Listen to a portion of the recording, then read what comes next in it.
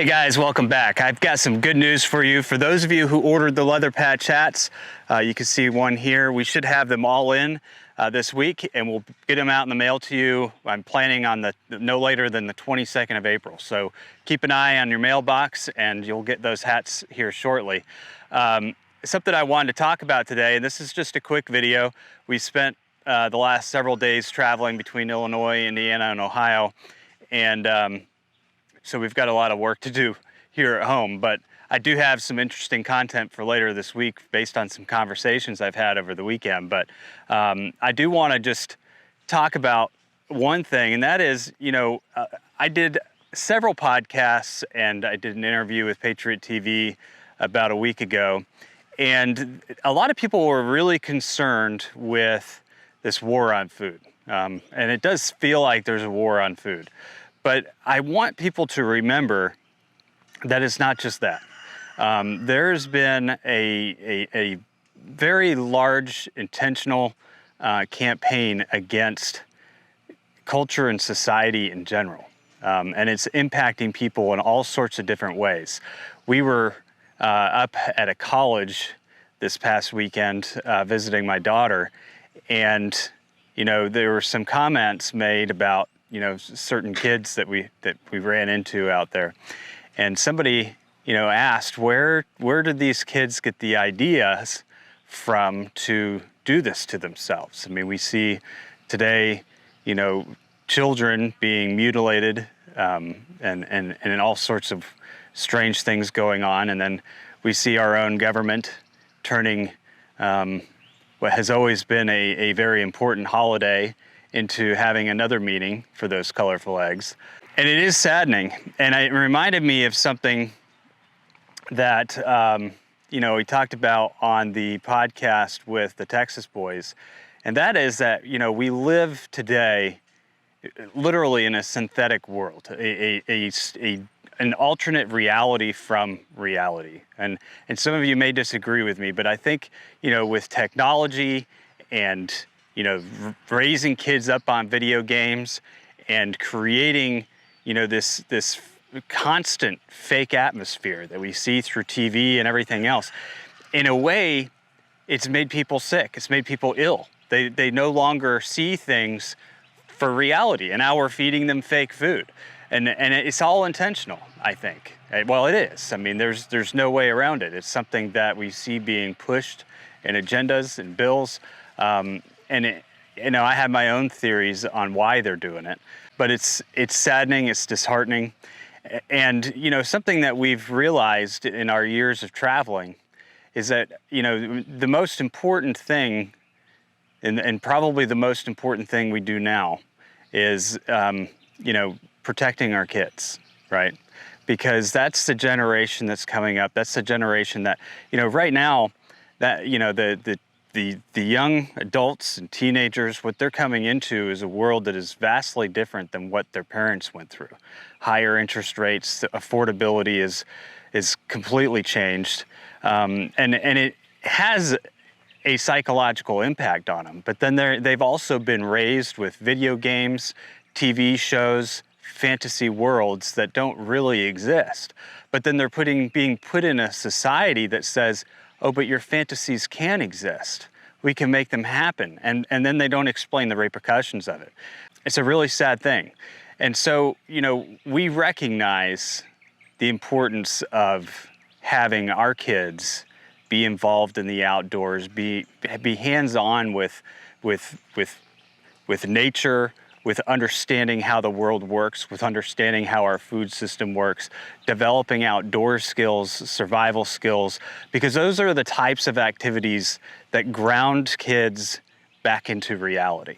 And I feel like that is one of the most important things that we can do these days, is to help those younger generations build a foundation that's built in reality, not some false world, not some fantasy world.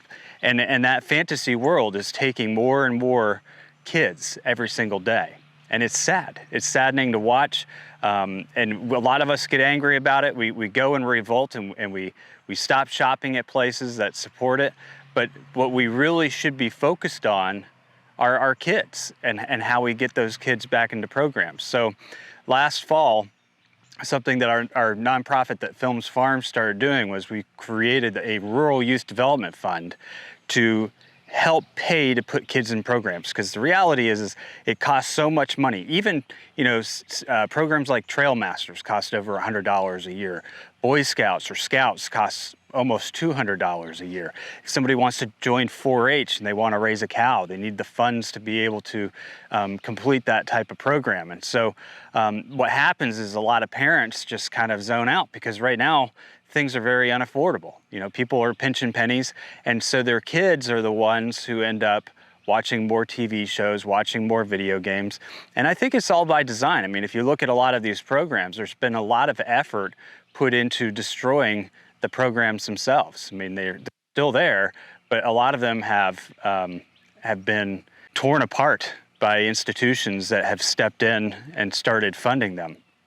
And so what we try and do is we try and help kids overcome the hurdles of joining the programs. We don't even ask them for their financial information. We don't care. If they want to be involved in programs that are teaching them outdoor skills, cultural skills, and reconnect them with reality, that's what we want to promote. That's what we push for. Even, there are programs for Indigenous children that are trying to help them learn their old foodways, learn about their culture. I mean, these are important things to draw the future generations back to us.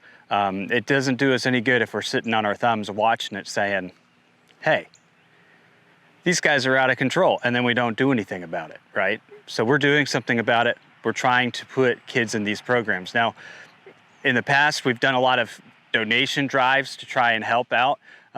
These programs are expensive, and like I said, just some of these programs cost a couple $100s a year. So it takes a lot to be able to put these kids in these programs, and we've had a lot of kids who want to join the programs. They want to be a part of it.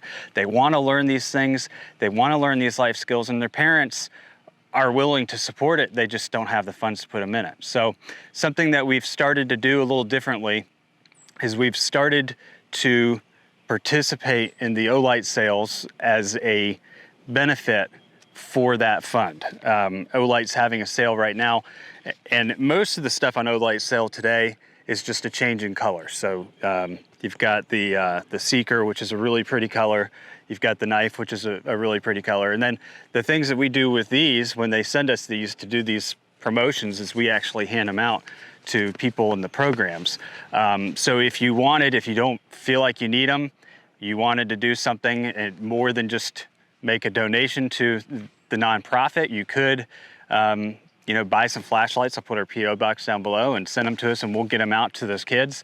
But the concept is we're trying to figure out ways that we can work with people on trying to raise funds. So any affiliate sales that we make today from OLIGHT will go directly towards that fund to help get kids back to these programs. Because if we don't step in and start getting kids back involved with reality, then we have nothing to complain about as we continue to see this world fall apart. Because that's exactly what's happening. It is a war on culture. It's not just a war on food. It's a war on everything that we believe to be true. It's a war on religion.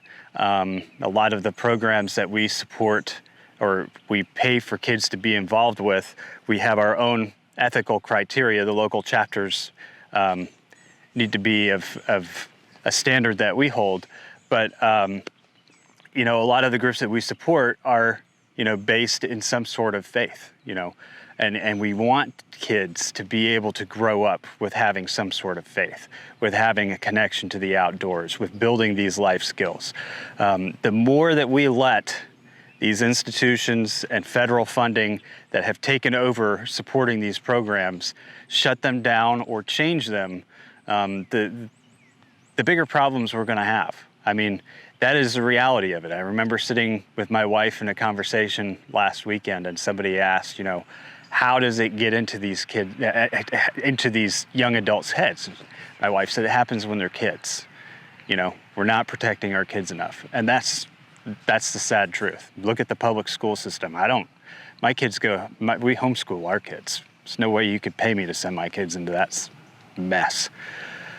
So anyway, that is what today's video is about, is to remind you guys that it's not just a war on food. I know we put out some interesting videos, but it is, it's bigger than that. And part of our solution, part of what we've been trying to do since last fall to help in some sort of way is to raise these funds to put these kids in the programs.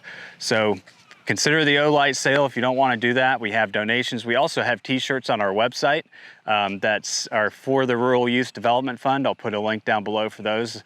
I know that some people like to get something in return, so t-shirts are helpful as well. So whatever we can do to help raise funds, it's been a real blessing to be able to put kids into these programs and really see them start to get a deeper appreciation for all of this, and to keep them grounded in outdoor educational programs that continue to help them see things in reality. Anyway, guys, that was my quick video for today, and I'll talk to you more tomorrow.